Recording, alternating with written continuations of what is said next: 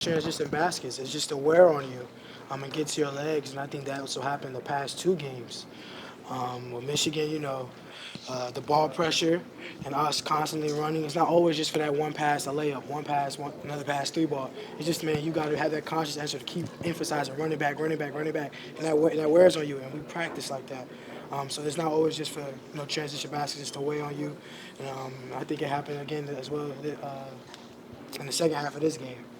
I would think mentally that would also wear them down when they're always having to constantly think about everything. Yeah. They're going to be trying to do this. Yeah, definitely. It forces you to think and play. And, they're a good offensive team. They scored 80 points, so they're trying to play fast, but we're a different kind of fast. We're trying to make it a track meet. Whether they make it, whether they miss it. And we did that and, got Oscar going really early, and he maintained that in the second half for sure. What was the lull in the first half where nothing seemed to, no shots were going down, Oscar was passing up shots, everybody seemed to be passing too much?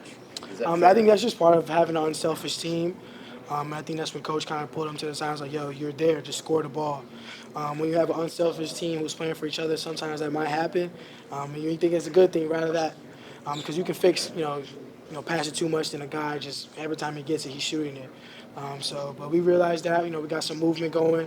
We got Oscar the ball, and he finished. What's the key to getting the half-court offense kind of going and clicking and more consistent, I guess? I don't know. I think we're sixth in the country or five in the country in offensive efficiency, so I think we're doing some pretty good stuff. But ultimately, just moving the ball and finding who has it going. Tonight was Oscar night, and we got it to him, and he made plays. Sahvir, you and Kaysen playing that point guard position, there's naturally a situation where there could be some friction, and yet you guys seem to get along, symbiotic. What's your secret with that, and how do you see that continuing in the future? I think that's you. I think that's you guys. That's a lot of the media saying that. I never have any friction. Even last year, there were people say it was going to be friction with Ty, and that's never the case. When the half court when it's a set dead ball, I get it. And sometimes, when there's a rebound, I just run and Kaysen has it. I think we just naturally feed off each other that way. And when you have two, aggressive guards, downhill guards, guys who can defend on both ends like that, it's easy to play off each other. And I know where he's at. He knows where I'm at. And we kind of talk throughout the game about what we're seeing and what we could do better. And that's what we're doing so far. And it's been pretty good. And we're only going to do better. Hey, Sahvir. You're matched up against Yale point guard Bez and Bang. I know Yale is a little lower in the rankings than teams you usually play, but what do you think of his defense tonight, against you? I don't have any thoughts about his defense. My job is to come and win the game and make plays for my teammates. And tonight, it was Oscar's night. He got it done, and we won the game. So that's my biggest thing. That's my whole focus going into the game is try to make plays and try to win. On the Yale defense in general, though, how did they stack up against other teams you've played thus far? They played similar to some of the teams we played as far as like Bellarmine and I think the Midwestern, I forget the name of the team, our exhibition game. They try to keep everything in. But I think our movement in the second half and us getting back to our pace and playing with pace and making early quick reads kind of got them to loosen up and we were able to get some easy stuff. Day two, they were pick and roll, shoot the ball really good. But the one thing we should do better, we could do better in the first half if we couldn't just feed inside. And it was going to open up a lot for us. But second half, we got it. We figured out to help us. Was there a lull coming back from London? How tired was everyone? Because there is, something to be said about jet lag and traveling halfway across the world. It was really tiring because we were going to bed so early. Never go to bed at 8 p.m. So I never go to bed at 8 p.m. But at 8 p.m. I was already tired. You feel like you're tired, you already go up. And by 6 in the morning, you're already up. I said, why am I up at 6 in the morning? I don't need to be up at 6. But now we bike in a normal time now, so we are very excited. How challenging is this time of the year where you've got finals coming up, you've got basketball, you've got 3 days off now, or at least 2.5.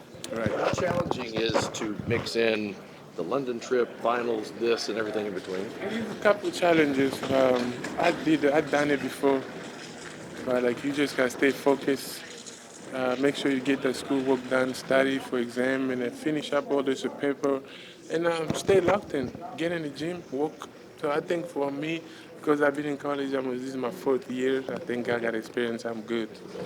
I just gotta help my younger boys. Oscar, I know you've already been asked this, but what was said at halftime? I know you came out of the locker room just on fire. Ryan, we came in locker room. I told him, feed me inside. Feed inside. I don't think the big man can guard me.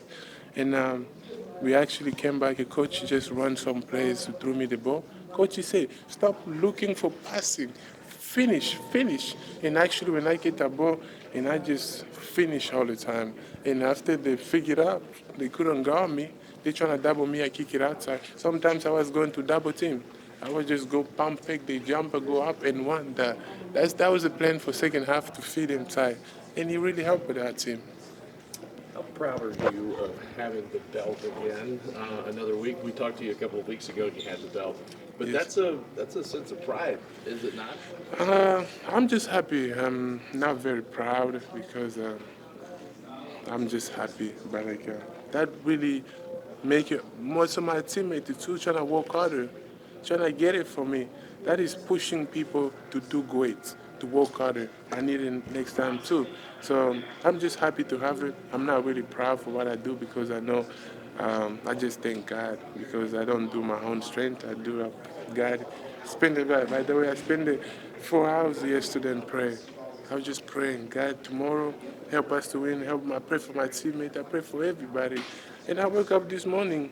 God he helped me, and we won. That's one thing I pray for. So I'm just grateful, and God give me this.